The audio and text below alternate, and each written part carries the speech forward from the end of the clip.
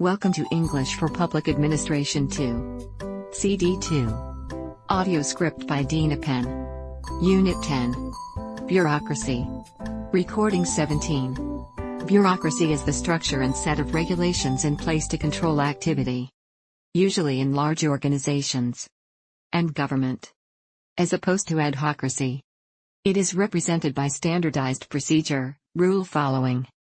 That dictates the execution of most or all processes within the body. Formal division of powers. Hierarchy. And relationships. In practice, the interpretation and execution of policy can lead to informal influence. Bureaucracy is a concept in sociology and political science referring to the way that the administrative execution and enforcement of legal rules are socially organized.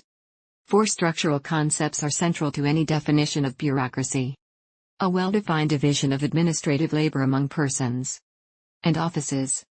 A personnel system with consistent patterns of recruitment and stable linear careers. A hierarchy among offices, such that the authority and status are differentially distributed among actors.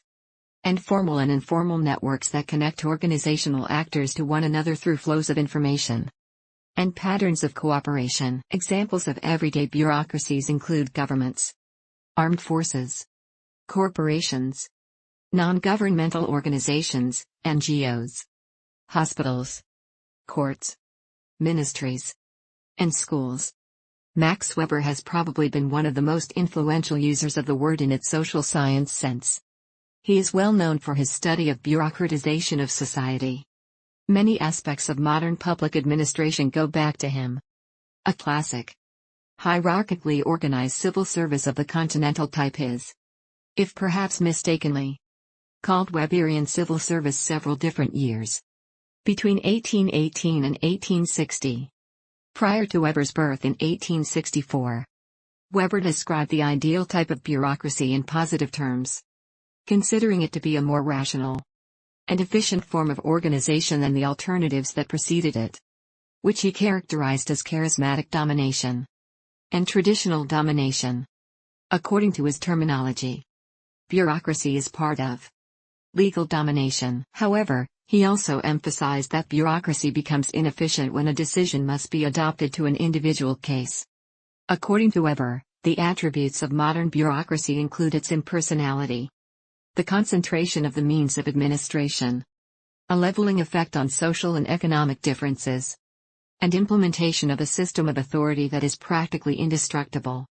Weber's analysis of bureaucracy concerns the historical and administrative reasons for the process of bureaucratization, especially in the Western civilization. The impact of the rule of law upon the functioning of bureaucratic organizations, the typical personal orientation and occupational position of a bureaucratic official as a status group, the most important attributes and consequences of bureaucracy in the modern world. A bureaucratic organization is governed by the following 7 principles. Official business is conducted on a continuous basis. Official business is conducted with strict accordance to the following rules. The duty of each official to do certain types of work is delimited in terms of impersonal criteria. The official is given the authority necessary to carry out his assigned functions. The means of coercion at his disposal are strictly limited, and conditions of their use strictly defined. Every official's responsibilities and authority are part of a vertical hierarchy of authority, with respective rights of supervision and appeal. Officials do not own the resources necessary for the performance of their assigned functions, but are accountable for their use of these resources. Official and private business and income are strictly separated. Offices cannot be appropriated by their incumbents, inherited, sold, etc. Official business is conducted on the basis of written documents. Thank you for paying attention.